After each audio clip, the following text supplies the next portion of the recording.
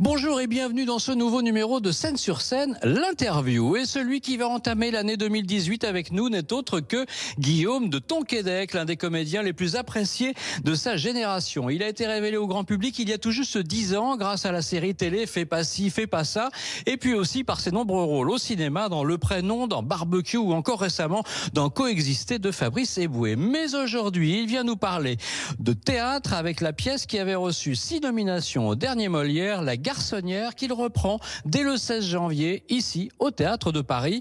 Rencontre avec Guillaume de Tonquédec. Regardez, c'est la fenêtre de mon appartement. C'est un joli petit appartement, confortable, bien chauffé. Vous vous demandez pourquoi je monte pas? Parce qu'il est occupé. Mes supérieurs hiérarchiques l'utilisent comme garçonnière. Et ce soir, c'est le directeur. Bonjour Guillaume de Tonquédec. Bonjour. Est-ce que ça va bien? Ça va pas mal, honnêtement, ça va bien. Oui. En même temps, on imagine à quel point ça va bien, parce que 2017, ça a été, j'ai envie de dire, votre année. Ça a été le cinéma, Bonne Pomme, ça a été Coexister de Fabrice Eboué, et puis au théâtre, ça a été La Vraie Vie que vous arrêtez. Pour reprendre ici, au Théâtre de Paris, La Garçonnière, c'est un petit goût de reviens-y qui vous plaît? Ça me plaît, c'est pas que ça me plaît, c'est que je suis très très heureux parce que j'adore ce spectacle qui avait tout contre lui, qui n'aurait jamais dû se monter. On est très nombreux, il y a 12 comédiens, décors invraisemblables qui se transforment à vue devant le public. Les décors sont sublimes. Oui, parce que José Paul, le metteur en scène, a dit on réussira notre coup avec ce texte si on réussit à faire comme dans le film, puisque c'est tiré du film de Billy Wilder, à ce que l'action ne s'arrête jamais. C'est-à-dire que au théâtre, le problème c'est que le changement de décor est compliqué. Au cinéma, on change de décor à chaque plan si on veut, mais au théâtre, il faut souvent baisser le rideau, faire un noir, et ça prend du temps. C'est le Singing in the Rain du théâtre, un peu. C'est exactement ça, il y a beaucoup de gens qui ont comparé ça à une comédie musicale. Alors, La Garçonnière, ici, du 16 janvier au 24 février, casting extraordinaire, à vos côtés, Claire Kem, Jean-Pierre Laurie. Il y a toute une liste, pardon. Oui. Parce que c'est bien de citer tous les copains, parce que comme moi, je jouais avec des acteurs connus qui ne me citaient jamais, j'étais très frustré. Donc là, maintenant, c'est terminé. Il y a donc Claire Kem, Jean-Pierre Laurie, Jacques Fontanelle, Benoît Tachoir, Jean-Yves Rohan, Bénédicte Desombes, Muriel Combeau, Sophie Letellier, Grégory Gérebeau, Michel Lerousseau et Astrid Ross. Voilà. Alors, donc, à vos côtés, Claire Kem, encore une fois, un tandem, on peut dire fusionnel. On peut le dire. Et puis avec vous, c'est toujours des tandems de rêve, j'ai envie de dire. Là, c'est Claire Kem sur la scène de théâtre. Ça a été Valérie Bonneton pendant quelques années. Mais c'est pour ça que je fais ce métier. C'est uniquement pour les comédiens. C'est pour les comédiens. D'accord. Mais est-ce qu'on a une chance? J'ai été gâté, c'est vrai. Est-ce qu'on a une chance que ce tandem qui est devenu déjà mythique avec Valérie Bonneton se retrouve sur scène un jour? Avec Valérie? Oui, on cherche, on aimerait. On lance avis. Si les deux principaux comédiens sont d'accord, en général. Non, on a envie, peut-être pas trop tôt, et puis quelque chose qui ressemblerait pas à Fais pas ci, fais pas ça, mais pourquoi pas? Non, on se l'est dit déjà depuis qu'on tournait ensemble, et pourquoi pas plus tard? Bien sûr, avec plaisir. Alors, Guillaume de Tonquédec, triomphe public évidemment pour la pièce, mais triomphe aussi privé pour vous, parce que avec La Garçonnière, vous avez d'abord remporté le prix Beaumarchais, vous avez été nommé pour le Molière du meilleur comédien. Ça fait plaisir, ce genre de choses? Oui, évidemment. Après le César de 2013. Oui, évidemment, ça fait plaisir, parce que c'est la reconnaissance de mes pairs qui font le même métier que moi. Donc, s'ils ont trouvé ça convenable, c'est toujours émouvant. Mais c'est vrai que le théâtre, la sanction du public est d'une telle exigence. C'est pour ça que c'est bien de retourner, de remonter sur les planches régulièrement. Et ça vaut toutes les récompenses quand ça marche. Parce que là, pour le coup, le public, il s'en fiche un peu. Il a payé sa place chère, souvent. Donc, il en veut pour son argent. Cher, vous avez remarqué aussi. Michel Bouquet. Non, mais Michel Bouquet, que j'ai eu la chance d'avoir comme prof au conservatoire, nous disait ça en cours. Il disait, les gens, ils en veulent pour leur argent. Ils ont raison. Donc, en gros, merci, fais pas ci, fais pas ça. Parce que si vous êtes hyper bankable aujourd'hui, J-table, comme vous dites vous-même. Oui, j'ai dit ça, c'est vrai. Oui, c'est grâce à la pièce. C'est grâce à la série. C'est grâce à la série, oui, bien sûr. Je dirais jamais assez merci à Renaud Lepic. Parce que grâce à la série, puis aux auteurs de la série, c'est-à-dire Anne Jaffery, la première qui a créé la série, c'est plus simple pour les acteurs et pour tout le monde quand on a des bons auteurs, comme les Billy Wilder pour la pièce. Si on a des bons auteurs, c'est plus simple. Et évidemment, cette série m'ayant apporté la popularité, et puis Le Prénom qui se faisait au théâtre en même temps, qui devient un film et qui marche, etc. Oui, ça a été une accumulation de très très belles choses. Les paramètres qui se sont mis ensemble, donc oui, merci la vie. Je suis obligé d'attendre qu'ils aient fini, mais parfois c'est long. Surtout quand il fait froid. J'aurais jamais dû accepter ça, jamais. Ils ont qu'à amener leur poule ailleurs. Puis puis après tout, qu'ils se débrouillent. Hein. C'est fini, terminé. La prochaine fois, je leur dirai, c'est pas trop tôt quand même. Alors, Guillaume de Tonquédec, vous êtes le Parisien type, hein, j'ai envie de dire. Vous êtes né à Paris, vous avez remporté... Dans le 15e. Vous avez fait le Conservatoire d'art dramatique de Paris. 51 ans, vous pratiquez Paris à haute dose. Ne parlez pas de mon âge, c'est gênant.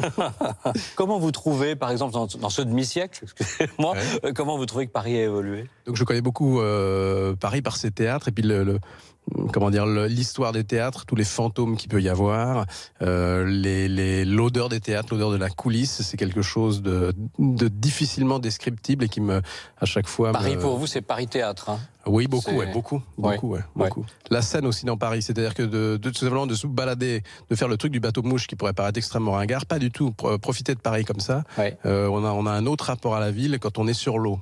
La scène est vraiment, évidemment très importante dans Paris. Guillaume de Tonquédec et Paris, pour ou contre? Vous allez me dire en un mot, pour ou contre, la fermeture des voies sur berge? Super idée. En fait, c'est une politique globale du transport qu'il faudrait penser, même si tout ça est évidemment chaotique et difficile à mettre en œuvre. Quand on prend une décision comme ça, il faut une proposition de rechange pour que les gens puissent quand même circuler, à mon avis, pardon. Les nouvelles formes d'architecture moderne à Paris, la tour triangle, la canopée, ça donne un nouveau charme, un nouveau chic à Paris? Pourquoi pas? Moi, je trouve que tout ce qui peut être fait en architecture est très important, marque l'époque et puis restera dans le temps. Et la pyramide du Louvre, par exemple, qui était très décriée, là aussi, c'était quand même un endroit pas très sympa avant. C'est devenu un des symboles de la France et je trouve que c'est une très jolie idée, même du point de vue architectural, je trouve ça très joli. Les JO 2024 moi, je trouve ça une très bonne idée. Voilà. Je trouve ça une excellente idée parce que... Vous serez là, avec vos banderoles. J'aimerais bien, si je peux assister dans les stades.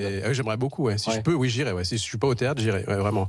Alors, Guillaume de Tonquédec, je vous laisse maintenant en compagnie de Mathieu Vilaine qui vous a préparé une petite interview un peu plus confession. Ah, avec plaisir, mon père. Je le savais pourtant que c'était une bêtise. Tomber amoureuse d'un homme marié. On passe 2 mois magnifiques et à la fin des vacances, chacun reprend sa vie. Mais ce soir, c'est notre dernier rendez-vous. C'est fini. Terminé. Bonjour Guillaume de Tonquédec. Bonjour. Je vous ai entendu dire longtemps, j'ai pensé que mon physique était plutôt un handicap. J'ai dit ça. Oui. Il vous a finalement joué des tours, ce physique de gendre idéal? Ou est-ce que c'était pas finalement votre originalité, ce physique d'anti-acteur? Oui, mais quand on est dans sa propre tête, dans son propre corps et dans sa propre peau, on se rend pas forcément compte de ce qu'on dégage et que ce qu'on dégage, il va falloir finir par l'accepter, parce que je n'allais pas si j'avais dit à Isabelle Nanty, qu'est-ce que je fais? Je me mets un anneau dans le nez, dans les oreilles, des tatouages, etc. Mais vraiment très sérieusement, elle avait explosé de rire, elle m'avait dit sois toi-même, et en fait elle avait bien raison, mais c'est ce qu'il y a de plus difficile. Donc après on en fait un atout, mais il faut bien s'accepter soi-même comme dans beaucoup de moments de la vie pour réussir à en faire peut-être un atout, quoi. Donc c'est pas si évident que ça, Donc pas de tatouage sur Guillaume de Tonquédec? Non, aucun tatouage. Et tous ces rôles qu'on vous a donnés au final très tradi, catho, dans le prénom, dans Fais pas ci, fais pas ça, dans Coexister, vous avez joué un prêtre. Ouais. Vous avez quand même des petits grains de folie dans la vie, rassurez-moi. Oui, mais regardez bien les personnages. Même le personnage de Renaud Lepic, qui paraît bien sage, il est beaucoup plus dingue qui ne veut bien le laisser paraître. Qu'est-ce qui vous ferait sortir de vos gonds? Parce qu'on vous voit sans un pet de travers, toujours être très sympa. Vous aideriez la petite dame qui montrait ses courses. Qu'est-ce qui vous énerve? Si elle a beaucoup d'argent dans son sac, je pourrais peut-être lui voler. Ah, quand même. Je l'aide à traverser, après je pars avec le sac. Ouais. Et je porte très bien le sac. Donc un petit peu. Ça ne se voit pas du tout. Non. Ce sont souvent nos défauts qui touchent les autres. C'est encore vous qui... dit ça, oui. Dans la vie, j'allais parler de votre timidité maladive. Est-ce qu'elle est toujours là? Ça va mieux, je me soigne. Oui, parce qu'il y a un épisode de Fais pas ci, fais pas ça, où vous êtes juste complètement à poil. Oui. Donc ça se soigne, c'est quoi? C'est la caméra vous a soigné? La scène vous a soigné? La caméra, de toute façon, elle attrape absolument tout, on peut pas lui mentir. Donc il faut être d'une totale sincérité, parce qu'elle sent très bien si vous mentez, et le public dans la salle de théâtre ou devant son écran sent très bien si vous mentez, si vous surjouez, etc. C'est assez imparable. Ils sont beaucoup plus malins qu'on ne veut bien le penser. Le public, il est beaucoup plus malin qu'on ne veut bien le croire. Vous qui êtes quelqu'un de très réfléchi, que ce soit dans la lecture de vos scénarios, non, mais de vos scénarios, de vos pièces de théâtre, vous acceptez pas n'importe quoi. J'accepte que les choses qui me plaisent. J'ai de la chance. Et qu'est-ce que vous feriez sur un coup de tête? C'est une excellente question, ça. Vous avez 3 heures. J'ai 3 heures pour répondre. Sur un coup de tête. Il faut que sur un coup de tête, il faut que je dise non. Que j'apprenne à dire non sans que ça me coûte. Ce serait un énorme progrès. On se revoit dans quelques années, Mathieu. Merci beaucoup. J'ai jamais su dire non, encore moins au directeur. Mais un jour, ça va changer. Un jour, ce sera ma femme que j'amènerai chez moi, dans mon joli petit appartement. Une femme qui me dira simplement « Bonjour, monsieur Baxter. Bonjour, mademoiselle Novak. Pour le 19e étage, c'est parti. »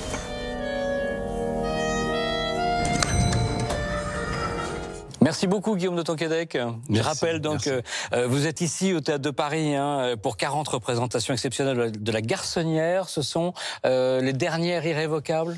Les dernières irrévocables, oui, malheureusement. Ce sera terminé après? On va un petit peu en tournée, on joue une trentaine de dates en tournée, mais après ce sera terminé malheureusement, parce que j'adore ce spectacle. Mais c'est ça la définition du théâtre, il faut que ça se finisse un jour, c'est l'éphémère. Donc côté distribution à vos côtés, Claire Kem, évidemment Jean-Pierre Laury et les autres, vous les avez cités tout à l'heure, et c'est du 16 janvier au 24 février.